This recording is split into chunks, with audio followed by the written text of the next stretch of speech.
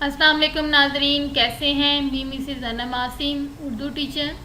आज का हमारा मौजू है उर्दू जमात दहम का हिस्सा नज़म, जिसमें हम बहुत ही मज़े की एक नज़म पढ़ने जा रहे हैं, ऊँट की शादी। जैसे कि आप उसके उन्वान से ही एकदम चौंक जाते हैं, हैरान हो जाते हैं कि ऊँट की शादी, क्या ऊँट की भी शादी हो सकती है? तो ये मज़ाहिया शायरी की एक किस्म है जिसमें हिस्से मज़ाह की तस्कीन का अहतमाम किया गया है। तो ज़िंदगी को तवाज़न में रखने और तंज़ो मज़ाह का बहुत बड़ा हिस्सा होता है।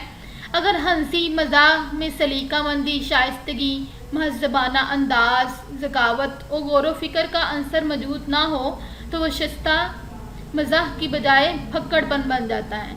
इसीलिए तंज़ो मज़ाह संजीदगी के साथ साथ ज़िंदगी का एक बहुत अहम पहलू माना जाता है, जो हम सब की ज़िंदगियों में बहुत ज़रूरी है। अगर तंज़ो मज़ाह नहीं होगा तो हमारी ज़िंदगी ऐसे ही महसूस होगी जैसे ये बेसूद है, बेकार है, इसमें कोई मज़ा लुत्फ़ नहीं है। मज़ाह में ज़िंदगी की नाहमवारियों पर हमदर्दाना नज़र डाली जाती हैं। तो इसमें हमें शायर दिलावर फ़गार साहिब ऊँट की शादी के चंद अशार बयान करते हुए हमें तंज़ो मज़ाह से रोशनास करवाएंगे और एक अच्छे पहलू को सामने रखेंगे कि किस तरह से ऊँट की शादी से मुराद है कि इंसान जब शादी करता है तो उस पर ज़िम्मेदारियों का एक बोझ जाता है और वो ज़िम्मेदारियों के पहाड़ के बोझ के तले दब कर रह जाता है और उसकी ज़िंदगी में अब लुत्फ़ ख़त्म होने वाला है, मज़ा ख़त्म होने वाला है। तो वो इससे रोशनास करवाते हैं, जबकि शादी करना तो एक अहम फरीज़ा है जिसे इस्लाम ने बहुत अच्छा रुतबा दिया है। निकाह को बहुत ज़्यादा अहमियत दी है क्योंकि निकाह से इंसान का ईमान और दीन मुकम्मल हो जाता है। तो इसलिए कहा जाता है कि ऊँट की शादी के बारे में दिलावर फ़गार मुख्तलिफ़ तरीक़ों से बयान करते हैं। कहते हैं, नया ये आज के पर्चे ने गुल खिलाया है, नया ये आज के पर्चे ने गुल खिलाया है कि सहरा बांध के एक ऊँट बिलबिलाया है। यहाँ पर पहले मतला में बयान करते हैं, गुल खिलाने से मुराद यहाँ पर है कि अजीबो गरीब काम करना, फसाद खड़ा करना या इल्ज़ाम देना। सहरा बांध के एक ऊँट बिलबिलाया है, बिलबिलाने से मुराद यहाँ पर गुस्से में आना है। तो पहले मतला में ये बयान करते हैं। आप देखेंगे कि इस पूरी नज़म में रदीफ़ नहीं है, जबकि काफ़ी का इस्तेमाल किया गया है आखिर में, जैसे खिलाया, बिलबिलाना और इसके अलावा सहरा, कैद आज़ादी और ज़िम्मेदारी, तले, करवट। आप मुख्तलिफ़ काफ़ियों को इस्तेमाल करते हुए देखेंगे, लेकिन रदीफ़ नहीं है। आप लोगों को पहले बता चुकी हूँ कि किसी भी नज़म और गज़ल की खूबसूरती उसके काफ़िए और रदीफ़ होती है। रदीफ़ नहीं है तो उसके बगैर नज़म का गुजारा हो जाता है, लेकिन काफ़िए के बगैर हम अशार को तरतीब नहीं दे सकते हैं और नज़म खूबसूरत नहीं लगती हैं।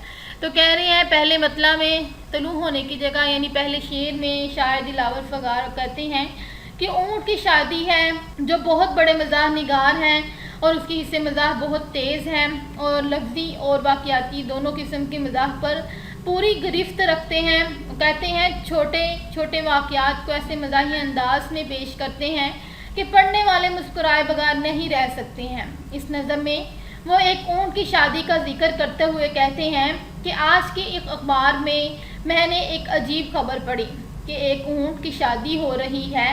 ऊँट बाकायदा सहरा बांध के नहायत खुशी के साथ अपनी शादी की तैयारियों में मसरूफ़ है।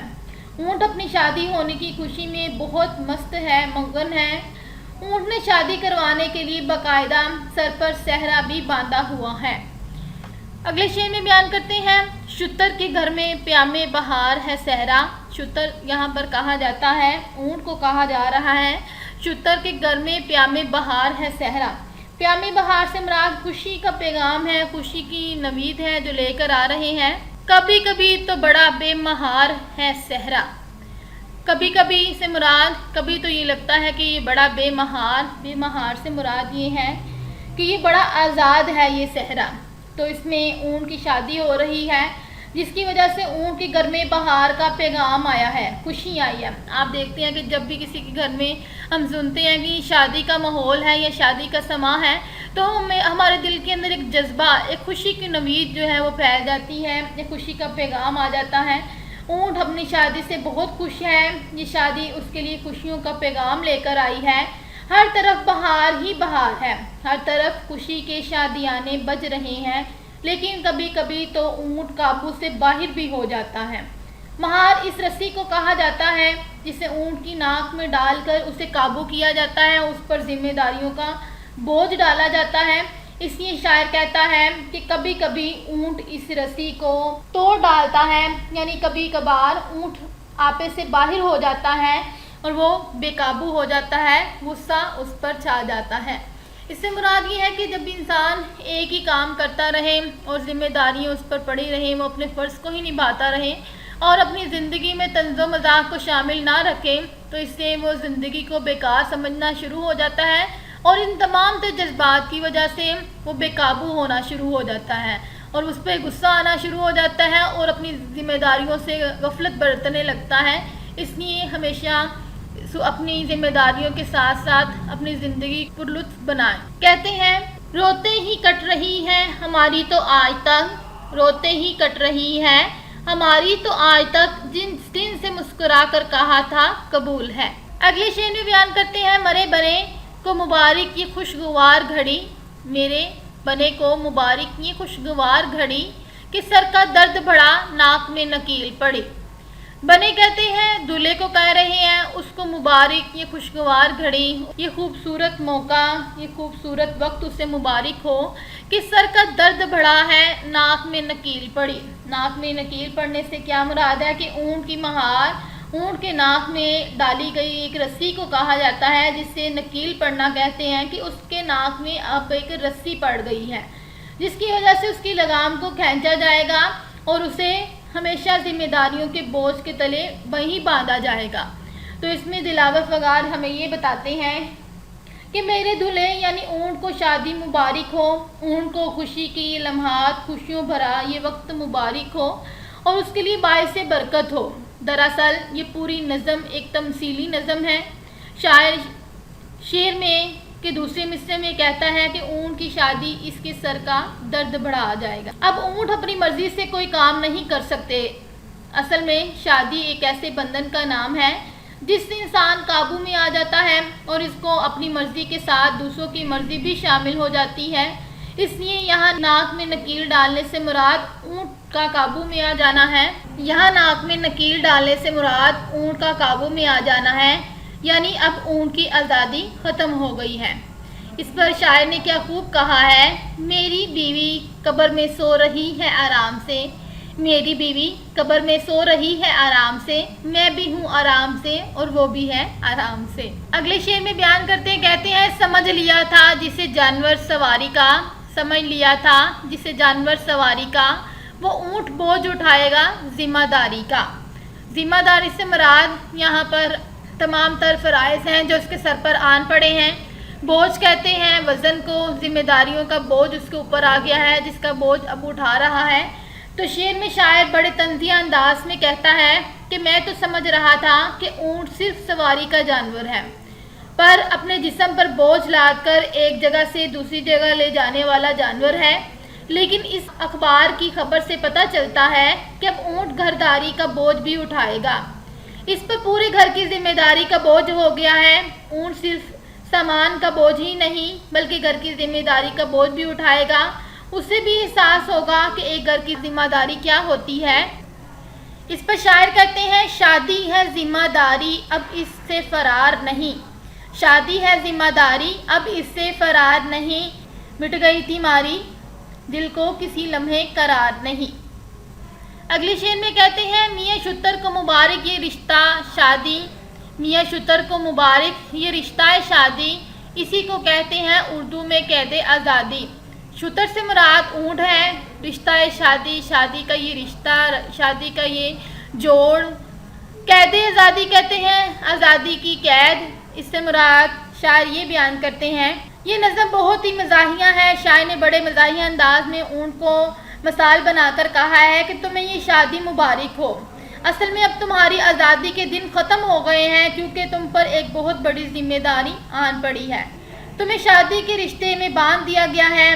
شاعر یہاں یہ کہنا چاہتا ہے کہ جب ایک آدمی شادی کرتا ہے تو اس کی آزادی کے دن ختم ہو جاتے ہیں، اصل میں اب تمہاری شادی کے دن ختم ہو گئے ہیں کیونکہ تم پر ایک بڑی ذمہ داری آن پڑی ہے. تمہیں شادی کے رشتے میں باندھ دیا گیا ہے. شاعر یہاں یہ کہنا چاہتا ہے کہ جب ایک آدمی شادی کرتا ہے تو اس کی آزادی کے دن ختم ہو جاتے ہیں. اسے ہر وقت اپنے گھر کا فکر رہتا ہے, دوستوں سے ملنے کا وقت نہیں ملتا. شادی سے پہلے اسے جو آزادی حاصل ہوتی ہے اس پر پہرے لگ جاتے ہیں اور وہ اپنی مرضی سے کچھ نہیں کر سکتا. بقول شاعر, بچوں کی فوج بیٹھی میری جان کو رو رہی ہے. بچوں کی فوج بیٹھی میری جان کو رو رہی ہے. بچوں کے بیچ بیٹھا پوں پوں بجا رہا ہوں. اگلے شعر میں بیان کرتے ہیں, میاں شتر نئی گاڑی لیے سفر کو چلے. میاں شتر نئی گاڑی لیے سفر کو چلے.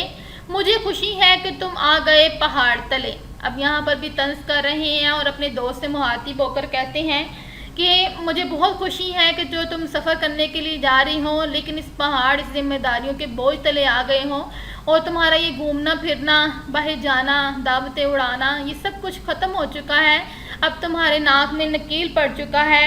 تو اپنی تصاویروں کے بارے میں بیان کرتے ہیں اور یہ تمثیلی انداز میں اپناتے ہوئے کہتے ہیں کہ اونٹ کی نئی نئی شادی ہوئی ہے. فی الحال تو اونٹ بہت خوش ہے اور نئی گاڑی لیے سفر پر روانہ ہو چکا ہے, لیکن شادی کے بعد کی زندگی کا سفر شروع کر چکا ہے. در حقیقت اس کا واسطہ اپنے سے زیادہ زور آور سے پڑا ہے. اونٹ پہلے اپنی من مانی کرتا تھا مگر اب اسے بیوی کا پابند ہونا پڑے گا. اب اسے پتہ چلے گا کہ کوئی مجھ سے بھی زیادہ زبردست ہے. یہاں شاعر نے اونٹ کو مثال بنا کر نوجوانوں کو مخاطب کیا ہے اور وہ کہتے ہیں کہ آج کل بیوی شوہر سے زیادہ طاقتور ہوتی ہے اور وہ اپنی بات منوا ہی لیتی ہے. شادی کے بعد مرد کو اپنی منمانی کا موقع نہیں ملتا. بقول شاعر, شادی نہ کرنا یارو تم کو بتا رہا ہوں. شادی نہ کرنا یارو تم کو بتا رہا ہوں. آفت گلے پڑی ہے اس کو نبھا رہا ہوں. دراصل وہ اپنی حالات زندگی اور اپنے اوپر بیٹنے والے تمام تر واقعات کو بھی بیان کر رہے ہیں کہ کیسے بیوییں آج کل اپنی حکمرانی چلاتی ہیں. آخری شعر میں بیان کرتے ہیں, یہاں مقطع بھی نہیں ہے کیونکہ دلاور فغان نے اس میں اپنا نام تخلص سے استعمال نہیں کیا. تو آخری شعر ہے, مجھے بیاہ کی تصویر بھیج دیں جھٹپٹ. مجھے بیاہ کی تصویر بھیج دیں جھٹپٹ. یہ دیکھنا ہے کہ بیٹھے ہیں آپ کس کروٹ. جھٹپٹ کہتے ہیں جلدی سے, فوراً. بیاہ شادی کی تصویر بھیج دیں جلدی سے. انکشاف کرنا چاہتے ہیں, تذکرہ کرنا چاہتے ہیں کہ آپ کس کروٹ کون سا رخ کر کے بیٹھے ہیں. تو اس میں مجھے اپنی شادی کی تصاویر جلد سے جلد بھیج دیں. میں یہ دیکھنے کے لیے بے چین اور بے قرار ہوں کہ شادی کے بعد آپ کا کیا انجام ہوا ہے. نظم کے آخری شعر میں شاعر دلاور فغار کہتے ہیں کہ مجھے اونٹ کی شادی کے موقع پر کھینچی گئی اونٹ کی تصویر جلد از جلد بھیج دی جائے تاکہ میں دیکھ سکوں کہ اونٹ کی شادی کس انجام سے دوچار ہوئی ہے. یہاں شاعر نے ضرب المثال کو بڑی خوبصورتی سے استعمال کیا ہے اور کہتے ہیں کہ دیکھیے اونٹ کس کروٹ, کس رخ بیٹھا ہے. اس ضرب المثال کا مطلب یہ ہے کہ اب پتہ چلے گا کہ اس معاملے کا کیا انجام ہوتا ہے. یعنی ایسا معاملہ جس کے انجام کا پتہ نہ ہو بلکہ اس کے بارے میں صرف خیال ہی کیا جا سکتا ہے. یوں شاعر نے بڑی خوبصورتی اور ذو معنی اس انداز میں اپنا مدعا بیان کیا ہے. دونوں معنیوں کو استعمال کرتے ہوئے اپنی بات کا تذکرہ بھی مکمل کر دیا ہے. جبکہ ڈاکٹر انعام الحق شادی کے بارے میں کیا کہتے ہیں ہے اب بھی وقت چپ چاپ کر لے مکمکیا. ہے اب بھی وقت چپ چاپ کر لے مکمکیا, پھر بعد میں نہ کہنا جب ڈوب جائے نیا. جی یہ تھی آج کی ہماری نظم جسے بڑی خوبصورتی کے ساتھ دلاور فغار نے لکھی ہے. اسے شادی کے بعد کے حالات زندگی کو بیان کیا ہے اور آج کل معاشرے میں کیا چل رہا ہے, وہ شادی سے پہلے انسان کی زندگی کیسی ہوتی ہے, ان تمام تر واقعات کو بیان کر رہے ہیں. تو اس کو اچھی طرح سے یاد کریں. اپنا خیال رکھیں. خدا حافظ.